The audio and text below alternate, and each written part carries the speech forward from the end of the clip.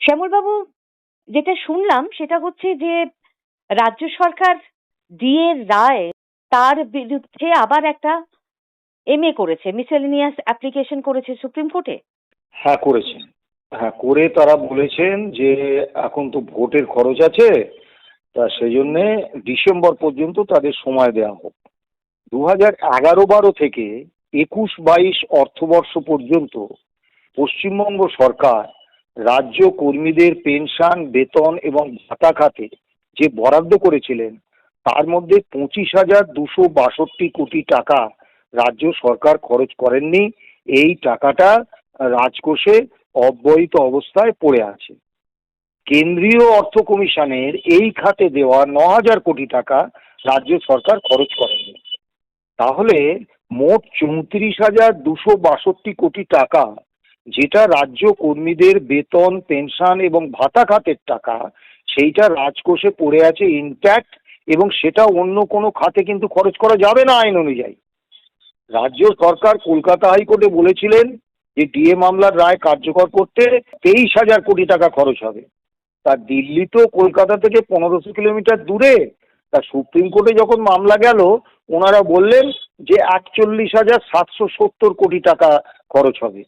যদি 41,770 কোটি টাকাই খরচ হয়, তাহলে তার 88% অর্থাৎ 34,262 কোটি টাকা রাজকোষে পড়ে আছে।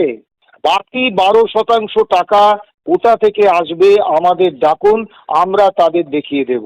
তাদের ভোটের জন্য খরচের থেকে 1 নয়া পয়সা খরচ করতে হবে না।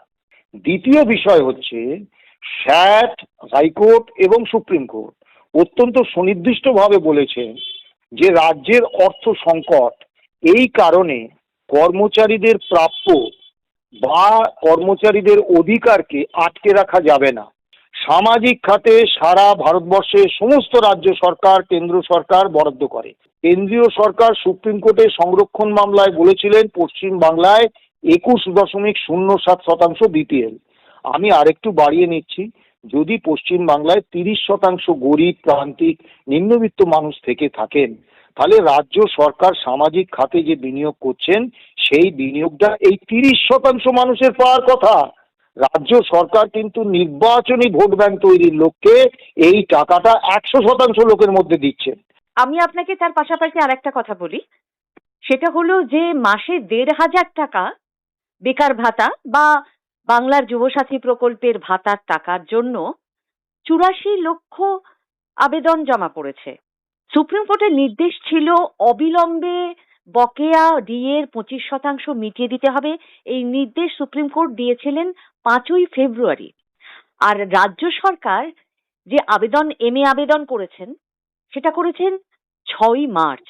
তাহলে এই যে 1 মাস তারা কিছুই করলেন না, এর মধ্যে সংগ্রামী যৌথ মঞ্চ একটা কন্টেম্পট পিটিশন সম্ভবত দায়ের করেছেন। তার মধ্যে কি আপনারা আছেন? দেখুন, সংগ্রামী যৌথ মঞ্চ এই মামলার পার্টি নন। তারা সুপ্রিম কোর্টে আবেদন করেছিলেন একেবারে মামলার শেষ প্রান্তে দাঁড়িয়ে যে তারা মামলায় যুক্ত হতে চান, কিন্তু সুপ্রিম কোর্ট স্পষ্টভাবে বলে দিয়েছিলেন যে নতুন করে কোনো পক্ষে যুক্ত হওয়া যাবে না। তারা কোর্ট ফ্রেন্ড হিসেবে তাদেরকে সওয়াল করার অধিকার দিয়েছিলেন, এবং সেই মতো তাদের আইনজীবী সিনিয়র অ্যাডভোকেট গোপাল সুব্রমণিয়াম 2 দিন সওয়াল করেছেন এবং অত্যন্ত ভালো সওয়াল করেছেন। নিশ্চয়ই সেই সওয়াল এই মামলার জয়কে ত্বরান্বিত করেছে। কিন্তু তারা কন্টেম্পট নোটিশ দেওয়ার বা কন্টেম্পট মামলা করার আইনগত অধিকারী কিনা এই নিয়ে আমার সন্দেহ আছে। কিন্তু আমরা কনফেডারেশন অফ স্টেট গভর্নমেন্ট এমপ্লয়িজের পক্ষ থেকে চিফ সেক্রেটারি, ফিনান্স সেক্রেটারিকে আমরা কন্টেম্পট নোটিশ দিয়েছি এবং সুপ্রিম কোর্টে আমরা কন্টেম্পট মামলা পেশ করে দিয়েছি। কিন্তু এখানে সুপ্রিম কোর্টের এই রায়ের পরে কর্মী সংগঠনের কিন্তু কিছু করার নেই। 2025 সালের 16ই মে যে ইন্টারিম অর্ডার দিয়েছিলেন 25% দিয়ে দেওয়ার, 5ই ফেব্রুয়ারি অনারেবল জাস্টিস সঞ্জয় কারোল এবং অনারেবল জাস্টিস পি.কে. মিশ্রের বেঞ্চ যে প্রথম 25% দিয়ে দেওয়ার কথা বলেছেন, এইটা কিন্তু ওই ইন্টারিম অর্ডারের দিয়ে বাকি যে 75% রইল, এর জন্য ইন্দু মালহোত্রার নেতৃত্বে একটা কমিটি করে দিয়েছেন এবং সেখানে তারা স্পষ্ট বলেছেন যে 6ই মার্চ এর মধ্যে তারা বৈঠকে বসে এই 75% প্রথম কিস্তি কতটা হবে সেটা এবং বাকি কিস্তিগুলো কতটা করে হবে সেইটা তারা জানিয়ে দেবেন, এবং সেইটা প্রথম কিস্তিটা 31শে মার্চের মধ্যে দিতে হবে, বাকি সমস্ত কিস্তি 15ই মের মধ্যে দিয়ে দিতে হবে। ঠিকই, কিন্তু এখন মাননীয় মুখ্যমন্ত্রী বললেন, প্রথমে বললেন এটা সাবজুডিস, একটা মামলা চূড়ান্ত রায় হয়ে গেছে, তারপরে মুখ্যমন্ত্রীর চেয়ারে বসা একজন ব্যক্তি বলছেন এটা সাবজুডিস, এটা লজ্জা। তিনি বলেছেন হ্যাঁ, যে মুখ্য সচিবের নেতৃত্বে তিনি একটি কমিটি করে দিয়েছেন, তারা নাকি বিষয়টা দেখবে। স্টাডি করে লয়ারদের সাথে কথা বলে আমরা অলরেডি একটা নেক্সট কোর্স অফ অ্যাকশনের জন্য একটা কমিটি তৈরি করেছি চিফ সেক্রেটারির নেতৃত্বে। আপনাদের অভিজ্ঞতায় এটা বারবারই দেখেছেন যে সুপ্রিম কোর্ট নির্দেশ দিলেও সেই নির্দেশের মান্যতা রাজ্য সরকার দিচ্ছে না, দেয় না।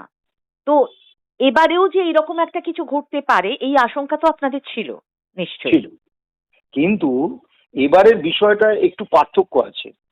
পার্থক্যটা হয়েছে যে এতদিন পর্যন্ত শুধু আমাদের মামলা নয়, যে কোনো বিষয়ে যে কোনো মামলার রায় যদি আপনি দেখেন, যে কোনো আদালত একটা ডিরেকশন দেন এবং সেই ডিরেকশনটা পালন করার জন্য বলেন, কিন্তু কখনো আপনি দেখবেন না একটা আদালত সেই রায়টা কার্যকর করার দায়িত্বটা নিজের কাঁধে রেখেছে। হ্যাঁ, রাজ্যের রাজ্য উপরে তারা সরকার যে এই টাকাটা দিতে গড়িমসি করবে, দেবে না, এই সন্দেহ বা এই ধারণা কিন্তু সুপ্রিম কোর্টের ছিল। সে কারণেই সুপ্রিম কোর্ট রাজ্য সরকারকে শুধুমাত্র ডিরেকশন দিয়ে ক্ষান্ত হননি, এই ডিরেকশন কার্যকর করার দায়িত্ব নিজেদের কাঁধে রেখেছে। কিন্তু তারপরেও তো এই MA অ্যাপ্লিকেশন হলো।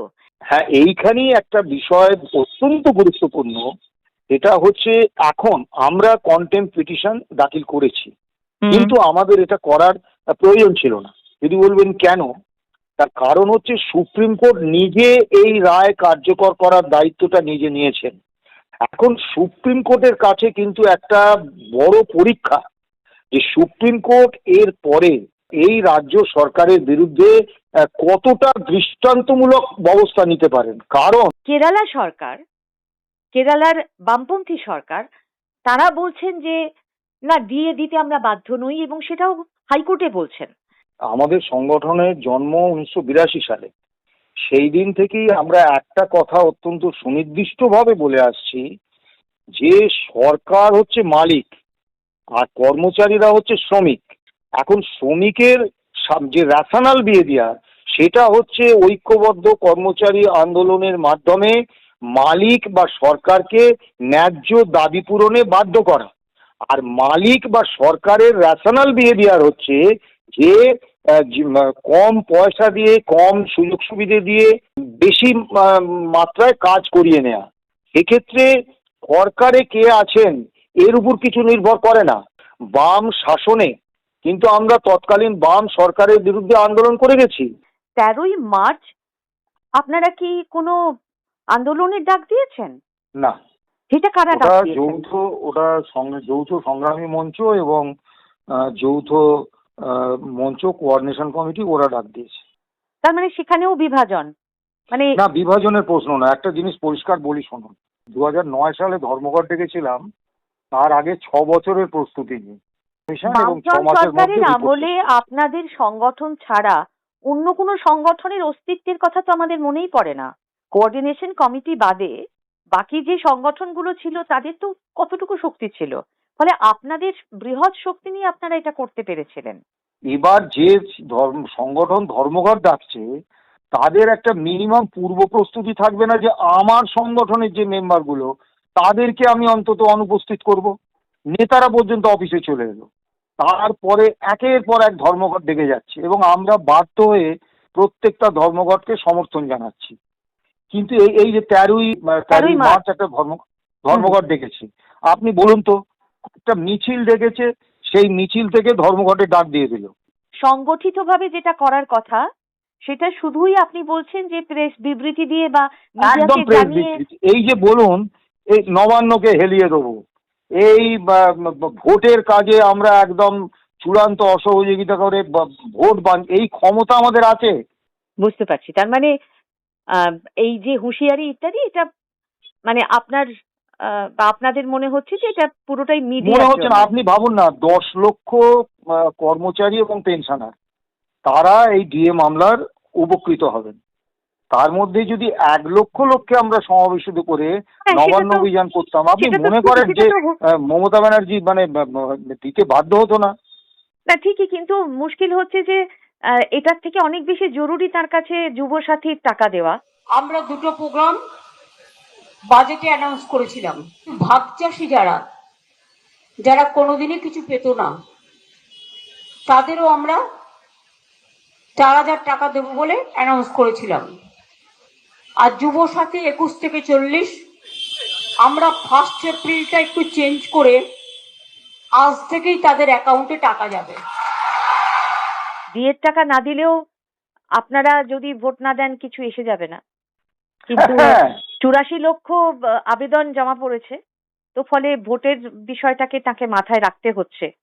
নতুন করে আর আন্দোলনের সুযোগ আছে কি? আন্দোলনের সুযোগ অবশ্যই আছে, এবং আন্দোলনে নামতেই হবে, রাস্তা রাস্তা দেখাবে। আবার কিন্তু সেখানেও তো একটা ভাগাভাগি হয়ে আছে না, রাস্তায় তো সব কর্মচারী একসঙ্গে নামতে পারছেন না, তার ফলে পারছেন না, তার বিভিন্ন কারণ আছে। প্রশাসন এবং পুলিশের সহযোগিতায় এই রাজ্য সরকারি কর্মচারী ফেডারেশন, যার নেতা এখন মানস ভূঁইয়া মন্ত্রী, একটা কর্মচারী সংগঠনের নেতা কি করে মন্ত্রী হন আমি জানি না, সেটা ভিন্ন প্রশ্ন। তারা কিন্তু আমাদের বিরুদ্ধে একেবারে শত্রুর মতো আচরণ করছেন, এবং প্রশাসন এবং পুলিশকে লেলিয়ে দিয়ে আমাদেরকে একটা ভয়ঙ্কর মানে পরিস্থিতিতে ফেলছেন। এখন রাজ্য সরকারের একটা কর্মচারীদের একটা বড় অংশ যদি সবসময় শাসক দলের সঙ্গে থাকে, শাসক দলে যেই থাকুক, তাহলে কর্মচারী ঐক্যটা কিন্তু বিভক্ত হয়ে যায়। হ্যাঁ, সেটা তো আমরা আর চোখের সামনে দেখতেই পাচ্ছি। মানে পরিস্থিতিটা কোথায় দেখুন, আজকে 40% ডিএ আমাদের বকেয়া। সারা ভারতবর্ষের প্রায় সমস্ত রাজ্য সরকার, কেন্দ্র সরকার, তারা 58% দিয়ে দিচ্ছে, আমরা 18% দিয়ে পাই।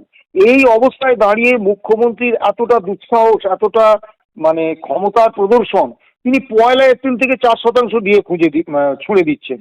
মমতা ব্যানার্জির কাছে এই বিরোধী দলের নেতাদের, তাদেরকে মমতা ব্যানার্জিকে মানে কৃতজ্ঞতা জানানো উচিত যে উনি ক্ষমতায় বসার পরের দিন থেকে এত ইস্যু দিয়ে গেছেন, যে ইস্যু অতীতে কখনো কোনো বিরোধী দল পায়নি। হ্যাঁ, কিন্তু বিরোধীদের পরিসরটাও উনি দখল করে রেখেছেন, সেটাও তো আপনারা দেখছেন। সেটা একটা ফ্যাক্টর, কিন্তু তার থেকে বড় ফ্যাক্টর হচ্ছে বিরোধীরা অযোগ্য, অপদার্থ।